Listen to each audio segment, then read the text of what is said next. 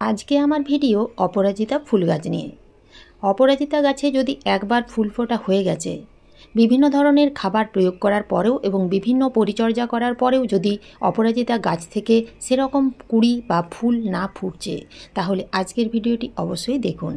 আজকে আমি আমার এই ভিডিওতে এমন কিছু খাবার দেওয়ার কথা বলবো যে খাবার প্রয়োগ করলে মাত্র 10 দিনের মধ্যে সেই গাছ ভরে কুড়ি চলে আসবে, ফুলের সাইজ বড় হবে, গাছের পাতা সবুজ থাকবে এবং গাছ যথেষ্টই ঝোপালো হবে।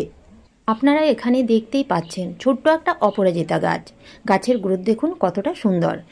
বেশ কিছুদিন হলো এই অপরাজিতা গাছ থেকে ভালো রকমের ফুল পাচ্ছিলাম না।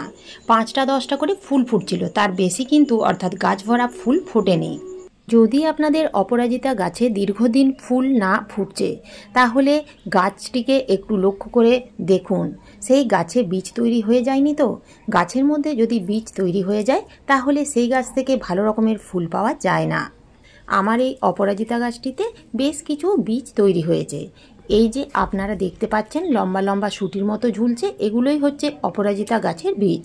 এই বীজগুলো যদি আমরা গাছের মধ্যে রেখে দিই তাহলে কিন্তু এই গাছ থেকে ভালো রকমের কুড়ি আসবে না এবং ফুলও ফুটবে না। তাই গাছটিকে আপনারা একটু লক্ষ্য করে দেখুন, গাছের মধ্যে যতগুলো বীজ আছে সেই বীজগুলো সবই তুলে ফেলুন। গাছের মধ্যে যখন ফুল ফুটে যাবে এবং ফুলগুলো যখন শুকিয়ে যাবে, সেই শুকনো ফুলগুলো গাছের মধ্যেই রেখে দেবেন না, সেই গাছ থেকে তুলে ফেলে দিতে হবে। তা না হলে এই রকম বীজ তৈরি হয়ে যাবে। এছাড়াও গাছটিকে ঝোপালো করার জন্য আপনারা কিন্তু এই রকম লম্বা লম্বা ডালগুলো কাটাই ছাঁটাই করে দিন, কেননা অপরাজিতা গাছ লতানো প্রকৃতির গাছ। কিন্তু যদি আমরা এই গাছকে সুন্দর একটা শেপ দিয়ে রাখতে চাই তো রাখতে পারি। এখানে আপনারা দেখতেই পাচ্ছেন এই গাছটা আমার কিন্তু মোটামুটি 1.5 থেকে 2 বছরের পুরনো। তো এই গাছটাকে আমি কিন্তু এইভাবে কাটাই ছাঁটাই করে ছোট্ট একটা শেপ দিয়ে ঝোপালো করে রেখেছি। যে গাছ যত বেশি কাটাই ছাঁটাই করবেন সেই গাছ তত বেশি ঝোপালো হবে, আর গাছ যদি ঝোপালো হয় তাহলে সেই গাছ থেকে প্রচুর পরিমাণে ফুল পাওয়া যাবে। এই সময় অপরাজিতা গাছগুলোকে মোটামুটি 3 থেকে 4 ঘন্টা যেখানে রোদ আসে সেই রকম জায়গায় রাখবেন। অতিরিক্ত কড়া রোদ্রে রাখবেন না, গাছের পাতা কিন্তু হলুদ হয়ে যাবে। যদি দেখেন গাছ বেশ ঝোপালো আছে, গাছের পাতাও সবুজ আছে, সব কিছুই ঠিক আছে, শুধু কুড়ি আসছে না বা ফুল ফুটছে না, তাহলে কিন্তু এই সময় অপরাজিতা গাছের মাটিতে নাইট্রোজেন ঘটিত সারের পরিমাণ কমিয়ে দিতে হবে। যদি আপনারা এই অপরাজিতা গাছগুলোকে লতানোভাবে রাখতে চান, অর্থাৎ এই রকম ছোট শেপ দিয়ে যদি না রেখে লম্বা যতটা লতিয়ে যাবে ততটাই যদি আপনারা রাখতে চান, সেক্ষেত্রে নাইট্রোজেন ঘটিত সার বেশি পরিমাণ দিলেও ক্ষতি নেই। তাহলে আমরা এই সময় অপরাজিতা গাছের মাটিতে কি খাবার প্রয়োগ করব, যে খাবার প্রয়োগ করলে গাছ ভরা ফুল ফুটবে। তো এই সময় খাবার দেওয়ার আগে অতি অবশ্যই গাছে যদি শুকনো ডাল, মরা ডাল কিংবা শুকনো পাতা, মরা পাতা থাকে তাহলে সেগুলো পরিষ্কার করে নিন। তাছাড়াও যদি টবের মধ্যে কোনো রকম আগাছা জন্মায় তাহলে সেই আগাছাগুলো তুলে ফেলে দিন। শুধু অপরাজিতা গাছের মাটিতেই নয়, যে কোনো গাছের মাটি সবসময় পরিষ্কার রাখতে হবে এবং আগাছা মুক্ত রাখতে হবে। খাবার প্রয়োগ করার আগে মাটি অবশ্যই একটু আলগা করে খুঁজে নিতে হবে। এছাড়াও আপনারা প্রত্যেক মাসে 15 দিন অন্তর মাটি একটু করে খুঁজে নেবেন।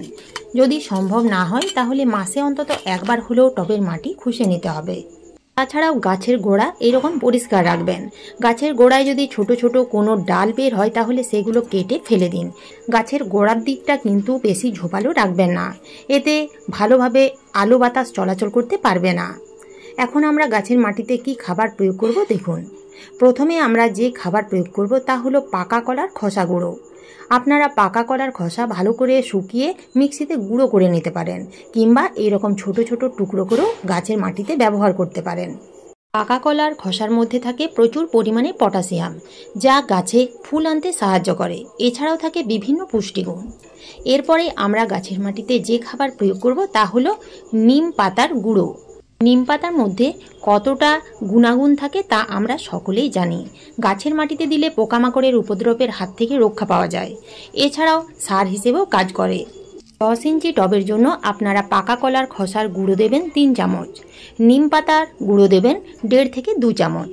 1 চামচ দিতে হবে র চা পাতা। চা পাতার মধ্যে থাকে ট্যানিক অ্যাসিড। এছাড়াও মাটিকে অ্যাসিডিক করতে সাহায্য করে। চা পাতার পরিবর্তে আপনারা কফি পাউডারও দিতে পারেন। কফি পাউডার দিলেও আপনাদের 10 ইঞ্চি টবের জন্য 1 চামচ দিতে হবে। আর দিতে হবে 1 চামচ এপসাম সল্ট অর্থাৎ ম্যাগনেসিয়াম সালফেট। এই ম্যাগনেসিয়াম সালফেট আপনারা কিন্তু ওষুধের দোকানে পেয়ে যাবেন। এই ম্যাগনেসিয়াম সালফেট দেখতে অনেকটা চিনি দানার মতো। এপসাম সল্ট গাছের মাটিতে দিলে গাছের গ্রোথ সুন্দর হয়, গাছের পাতা সবুজ থাকে এবং গাছ অনেক বেশি হেলদি হয়ে ওঠে। প্রত্যেকটা খাবার খুব ভালো করে দিয়ে দেওয়ার পরে মাটি ঠিক এইভাবে নাড়াচাড়া করে নিতে হবে, যাতে প্রত্যেকটা খাবার মাটির সাথে খুব ভালোভাবে মিশে যায়। এই খাবার আপনারা মাসে একবার ব্যবহার করবেন।